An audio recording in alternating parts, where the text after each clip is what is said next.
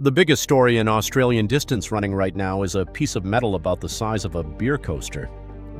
On the front, a blue and gold design by an indigenous artist named Ambrose Killian. On the back, 8 circles representing the Abbott World Marathon Majors, ringed by the Sydney skyline, the Opera House, the Harbour Bridge, and a football stadium. The wrong football stadium. The engraving shows the Allianz Arena in Munich. Sydney has a stadium called Allianz 2, and the course runs right past it, but Sydney's version is flatter, plainer, and roughly 16,000 kilometers from the one that ended up on the medal. Somebody searched for the name, took the first result, and nobody downstream caught it. Bayern Munich supporters found it within hours. The Allianz Arena's own account replied, and this is the exact wording: "Oh wow, we didn't have that on our bingo card." The Sydney Morning Herald ran a headline that read, "The medal that will put Sydney on the map." The wrong map. 40,000 of these medals are already manufactured. 6 days out from the race, organizers announced they are not replacing them. Their statement said that a little too much international flavor had found its way onto the back of the finisher's medal. Then this line, which is going to matter later: "We're not going to run from it." Ambrose Killian, for his part, went onto Instagram to clarify that he designed the front, only the front. He had nothing to do with the other side, and he wanted people to know his artwork still means what it means. So that is the story this week. Funny medal. Everyone is a good sport. Forgotten by Monday, except the medal is not the story. The medal is about the 5th strangest thing to happen to this race in 4 years, and the other 4 were not funny. Since the Sydney Marathon started chasing a place in the Abbott World Marathon Majors, it has put 26 people in hospital in a single morning. It has had its own course record holder banned for 4 years for a blood booster and a masking agent. It has gone from a race you could enter on a Thursday afternoon to a lottery that turned away more than 80,000 people. And it has become comfortably the most sought-after marathon in the Southern Hemisphere. Those are not separate stories. That is one story, and this is a film about it. For 25 years, the thing Sydney wanted was simple to state. There were 6 marathons in the world that mattered more than all the others: Boston, London, Berlin, Chicago, New York, Tokyo. Run all 6 and you earn a medal with 6 stars on it, and a certain kind of runner will organize a decade of their life around getting one. 6 races, 6 cities, 2 hemispheres, none of them below the equator. Sydney spent 2 decades trying to become the 7th. On the 4th of November 2024, it succeeded. And the man who spent those 2 decades on it took the job when the race had about 1,300 finishers. His name is Wayne Larden. He runs a company called Pond 3, and he has been the person responsible for this event since 2005, which is longer than some of the runners in Sunday's field have been alive. Larden has seen the sport from every angle there is. He was an elite runner. Then an injured one, which is a different education entirely. Then a parent standing on a footpath watching somebody else race, and then an operator, which is the least glamorous of the 4 and the only one that involves spreadsheets. Here is the thing to hold on to about him.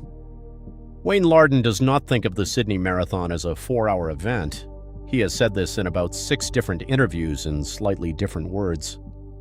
For him, it starts the moment somebody steps off a plane, and it ends when they leave the country. The race is the anchor. The trip is the product. He wants people flying home saying it was the best marathon trip they have ever taken.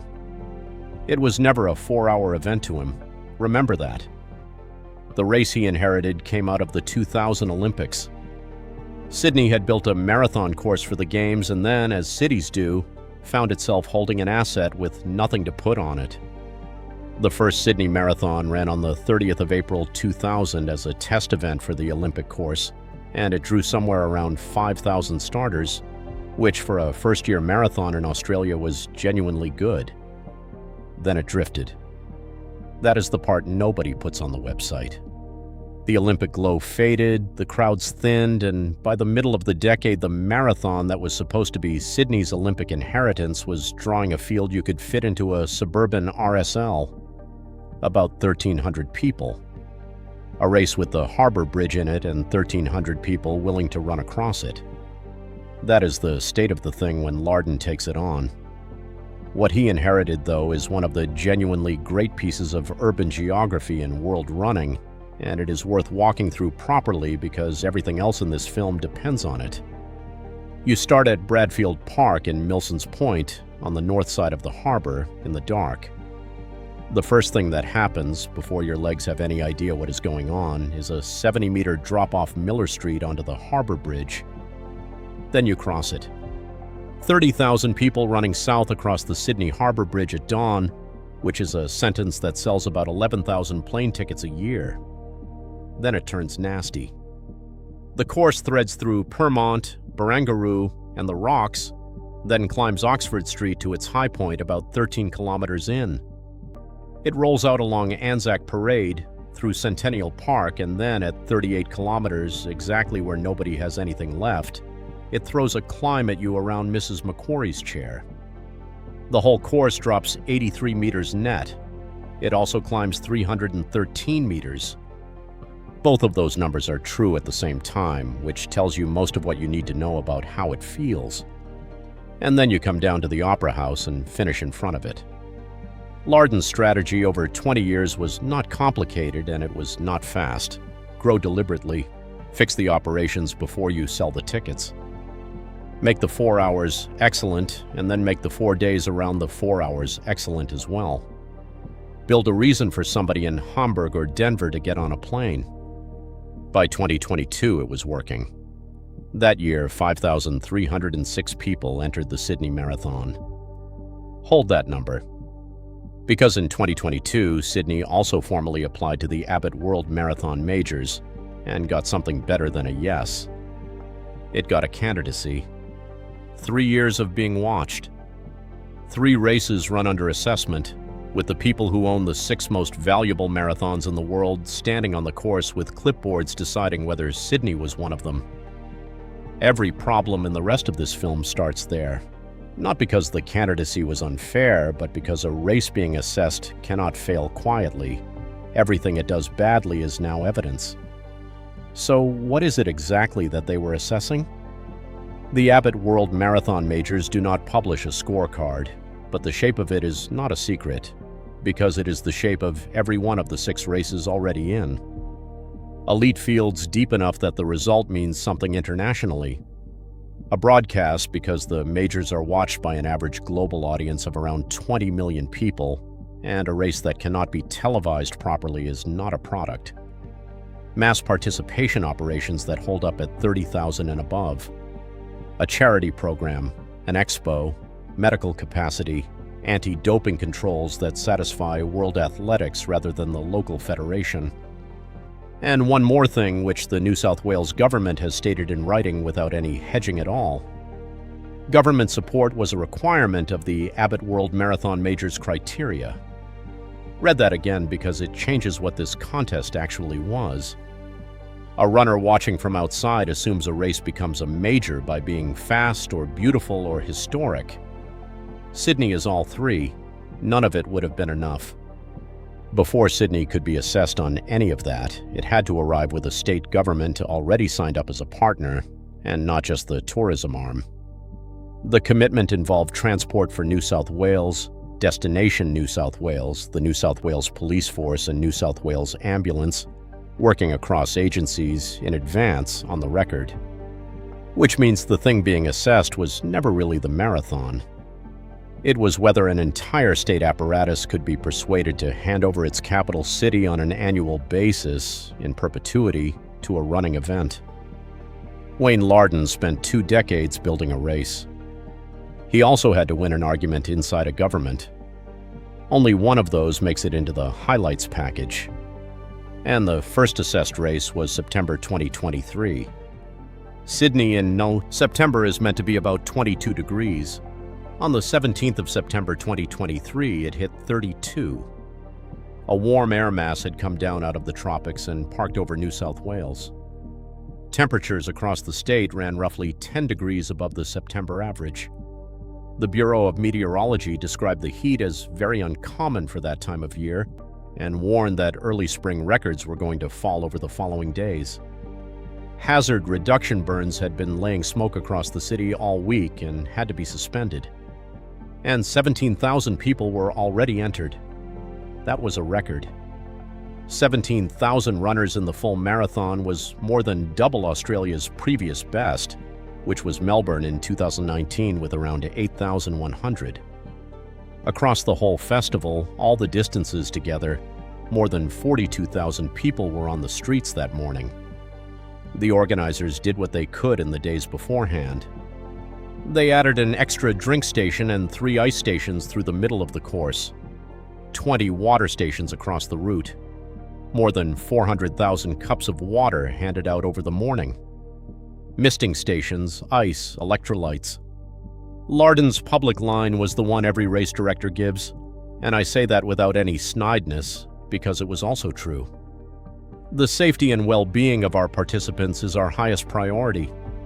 They were talking to the Rural Fire Service, they were talking to the Bureau of Meteorology, they were doing the work.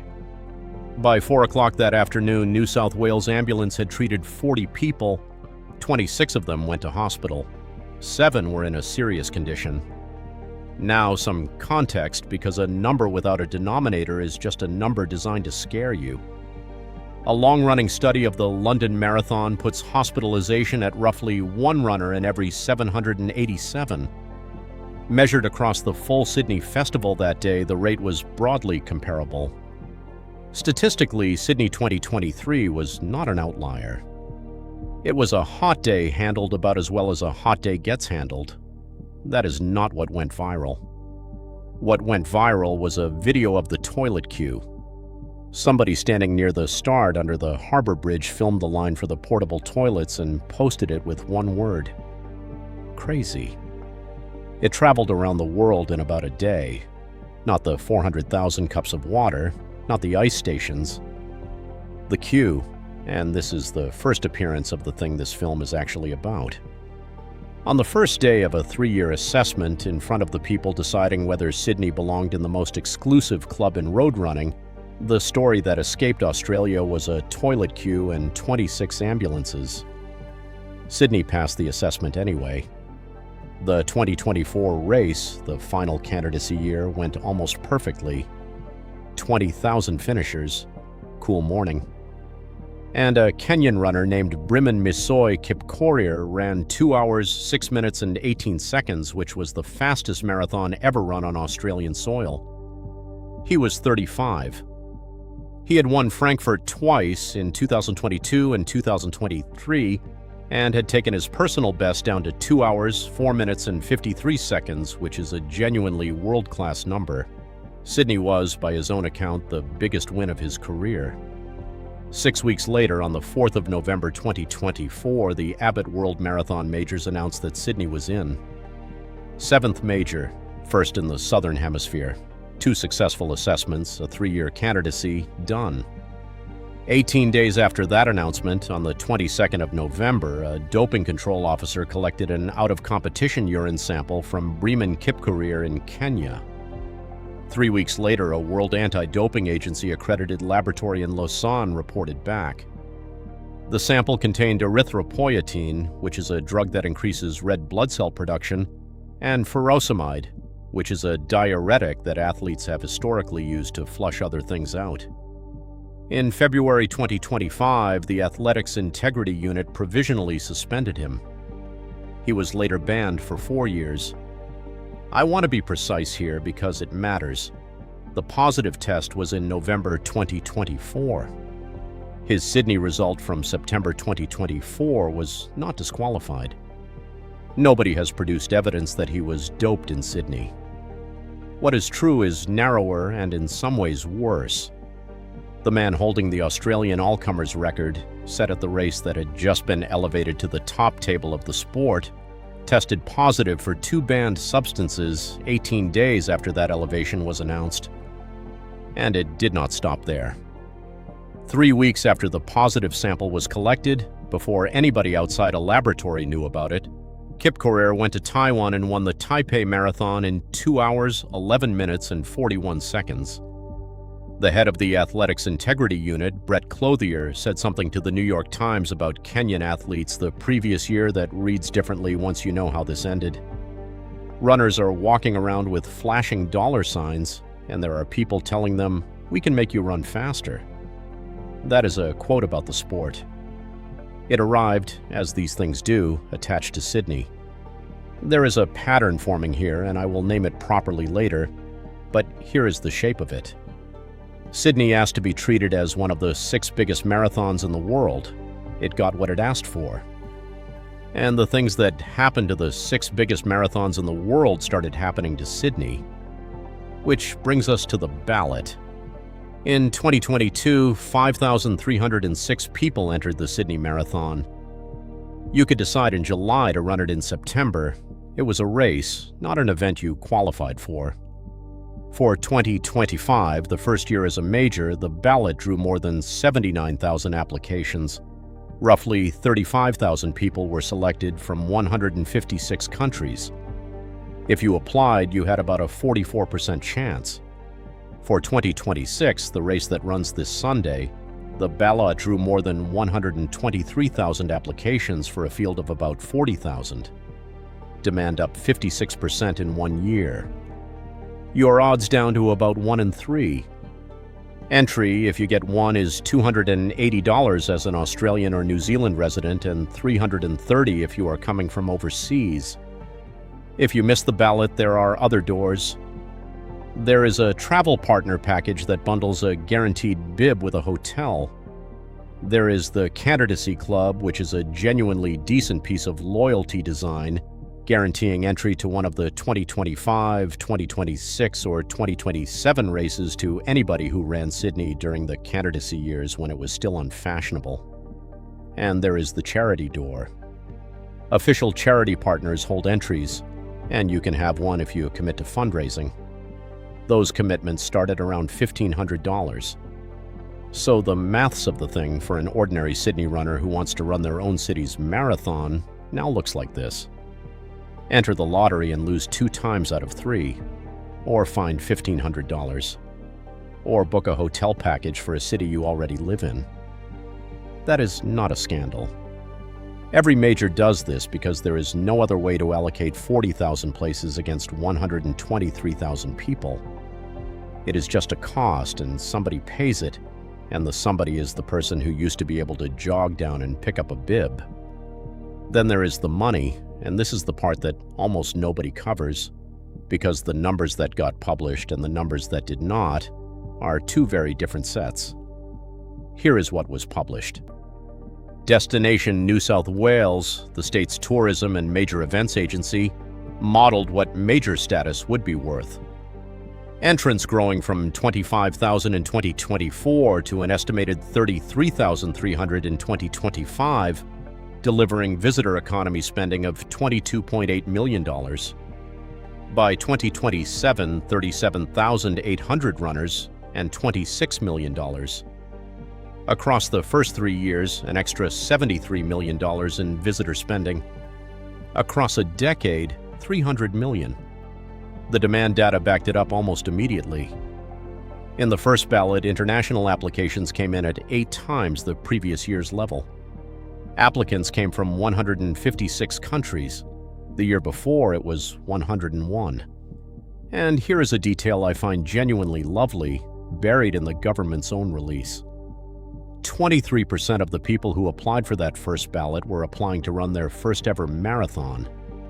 Nearly a quarter of the field chasing a place at one of the 7 hardest marathons in the world to get into had never run one at all. They just wanted this one. That is the published side. Now the other one.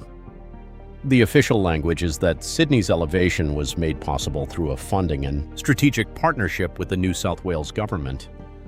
Funding is doing an enormous amount of work in that sentence, and nowhere in any of it does anybody say how much. That is not a conspiracy. Major event agreements are routinely commercial in confidence in every state, under every government, and there are decent negotiating reasons for it. But the practical result is worth sitting with.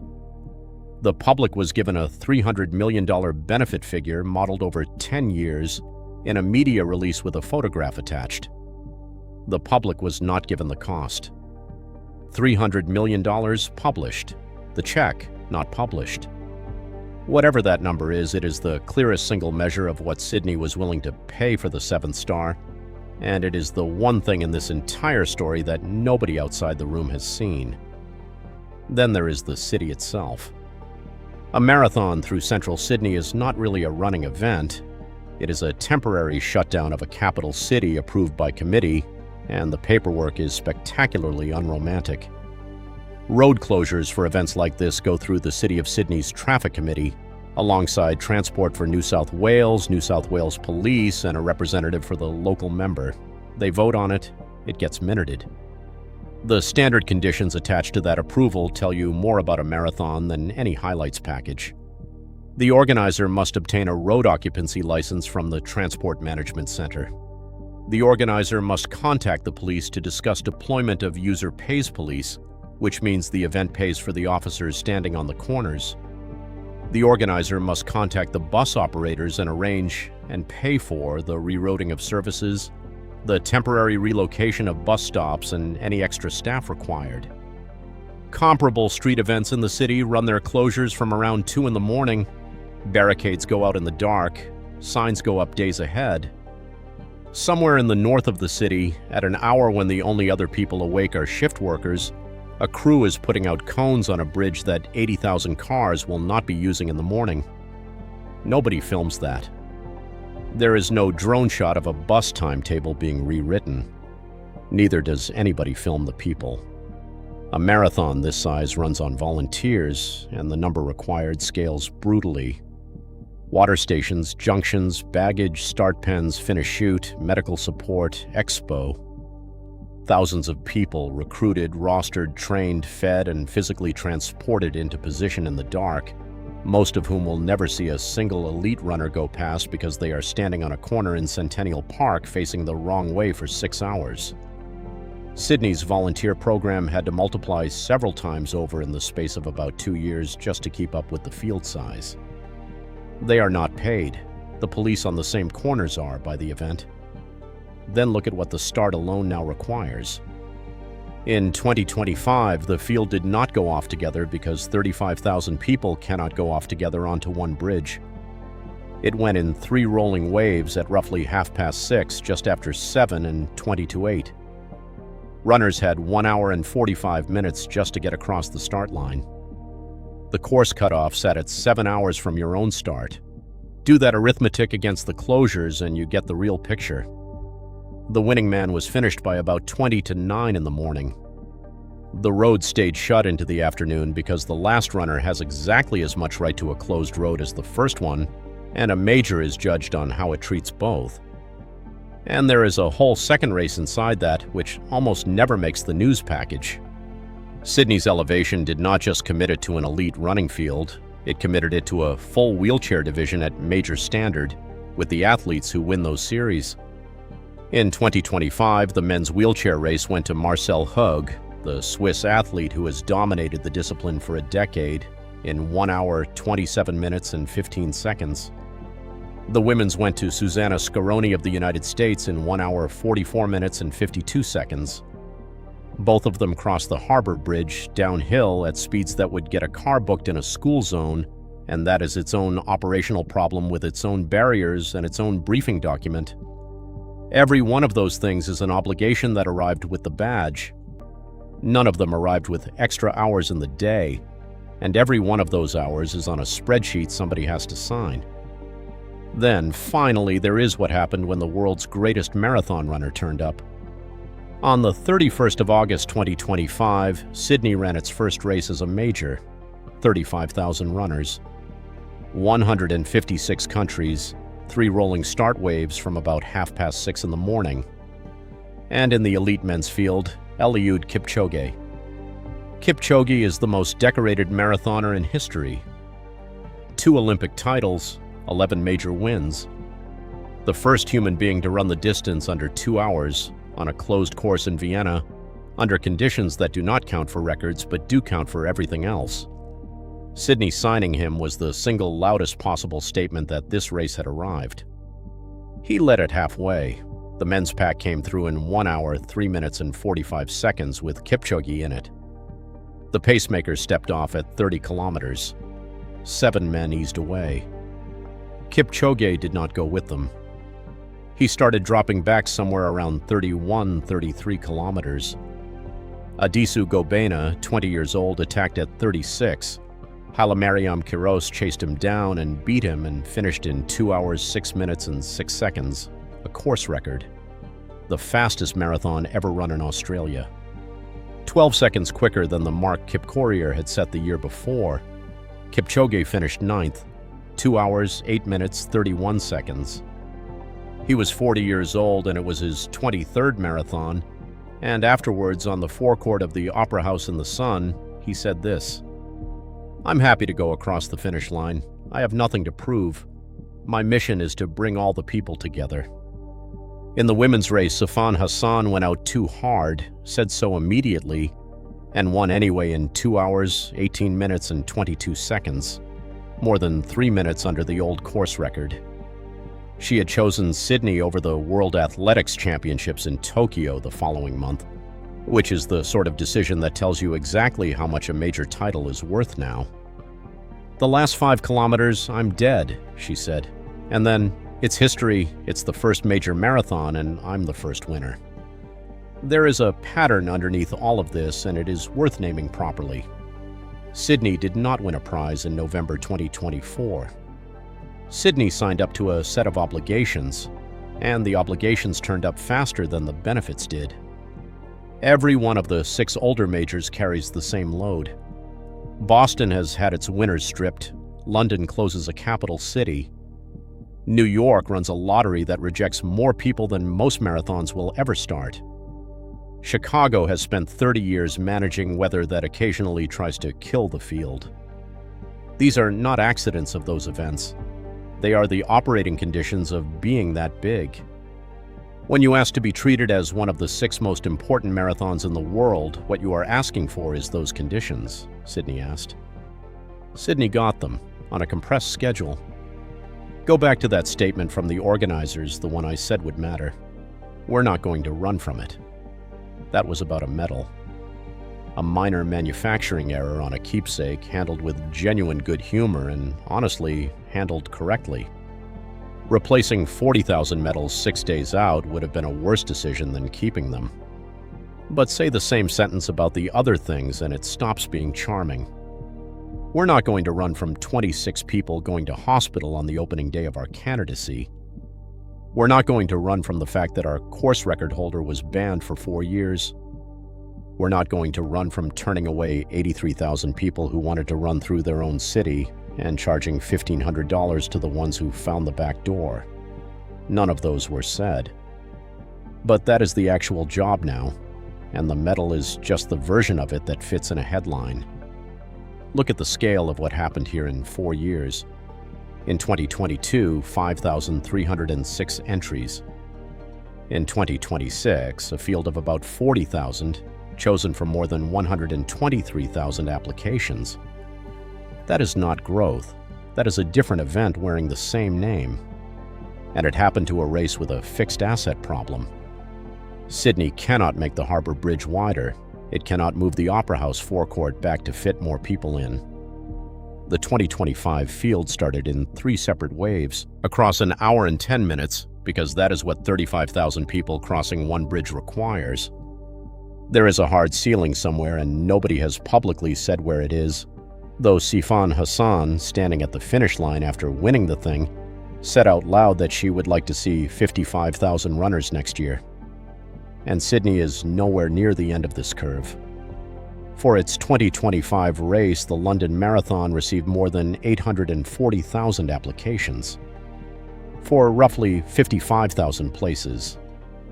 840,000. That is the mature version of what Sydney is now experiencing, and every one of the older majors sits somewhere on the same line. All 6 were already oversubscribed before Sydney joined. The seventh star did not add supply to the system. It added one more place for the same enormous global population of runners to be rejected from. So the trajectory is knowable. Sydney went from 5,000 entries to 123,000 applications in 4 years. London is at 840,000. There is no reason to think Sydney stops politely at a number the Harbour Bridge finds comfortable. Sifan Hassan, who had just won the thing, stood at the finish and said she would like to see 55,000 runners in Sydney next year. She may well get her wish. Nobody has said what happens to the bridge when she does. Watch the way this scales up through categories because it goes further than most people notice.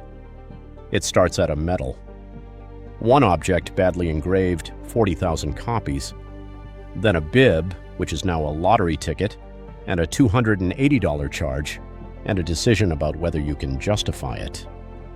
Then a road. Miller Street closed in the dark. Buses rerouted at the organizer's expense. Police standing on corners, paid for by the event, minuted by a committee. Then a city, which on the last Sunday of August now belongs to something else. Sydney is not hosting a marathon that morning. Sydney is a marathon that morning, and everything else is arranged around it. And then a sport, which is where the Kipchoge case lands. When Sydney was a well-regarded regional marathon, a Kenyan runner with a hot streak and a suspicious pattern was somebody else's problem. Now Sydney is a major. It is Sydney's problem, in Sydney's record book, in every article written about Sydney's record book for the next decade. Nobody wrote that on the application form. Here is where I should be fair, because there is a genuine other side, and it is not small. The money that flowed into charity through this race after it became a major was, by any reasonable measure, transformative. Community fundraising through the 2025 event ran into the millions, several times what the race had ever generated before, and that money went to neonatal care and cancer research and dozens of small Australian organizations that do not have a marketing budget. That is not a side effect. For a lot of the people running on Sunday, that is the entire point. Thousands of runners completed their 7-star set in Sydney in 2025, which means thousands of people who had spent years and a great deal of money chasing 6 cities finally got to finish the thing in a 7th, in the sun, in front of the Opera House. Among them were the first Indigenous Australians to complete all 7 majors, which is a milestone that could not have existed at all if Sydney had stayed where it was. And the race is objectively better than it was. The elite fields are deeper.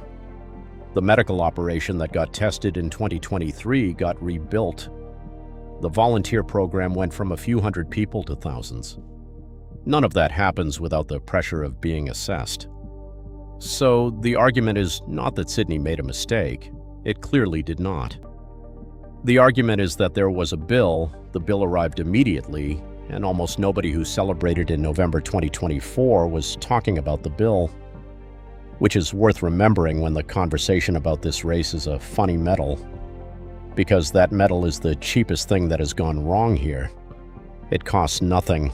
Nobody is in hospital, nobody is banned, nobody missed out on a start line. It is the one problem in this entire story that everybody gets to laugh at.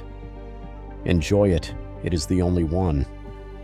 Wayne Larden is now, by some distance, the longest-serving person in this story, 21 years on the same event. He took it over when 1,300 people finished it, and he will stand at the Opera House on Sunday morning while 40,000 come down the hill towards him. And he still does not think of it as a 4-hour event. Ask him what he does when it is over, and he does not talk about results. He talks about a rooftop pub over the harbor and a couple of cold ones. The race has an official after-party where they turn a rooftop swimming pool into an ice bath for runners. You show your medal and you get a free beer. I am not going to describe what a few hundred marathon finishers do to a rooftop swimming pool, which almost makes it better. That is a man who has thought carefully about the 18 hours on either side of the 4. And that instinct, the one that says the race is the anchor but the trip is the product, is exactly the instinct that got Sydney into the majors, and exactly the instinct that created every cost in this film. You cannot build an event that people fly from Denver and Hamburg to attend without eventually having more people than places. You cannot attract the fastest marathoners on Earth without also attracting the pharmacology that follows them around. You cannot close a capital city for 6 hours without a committee, a police invoice, and a bus timetable somebody has to rewrite. The thing that made it work is the thing that made it expensive. Those were never two decisions. So here is where it sits, 6 days out. On Sunday, the 30th of August 2026, about 40,000 people will start on the north side of Sydney Harbour in the dark. Around 123,000 people applied for those places, which means roughly 83,000 of them will be at home. The road closures are approved and minuted. The police are booked and invoiced. The buses are rerouted at somebody's expense. Somewhere out on Miller Street at 2 in the morning, in the cold, a crew nobody will ever film is putting out cones. Everyone who finishes gets a medal with the wrong stadium on it. They are keeping it, all 40,000. Ambrose Kilian's artwork on the front, exactly as intended, and a German football ground on the back, entirely by accident, and both of those things are now permanently part of what this race is. The ballot for 2027 opens in September. Applications have gone up 56% in a year, and there is no sign of that stopping. And nobody has said yet how big this is allowed to get, or what happens to a bridge and a forecourt in a city when the answer to that question is bigger than the bridge. It was never a 4-hour event. It just took 25 years and one very expensive membership for everybody else to work out what it actually was.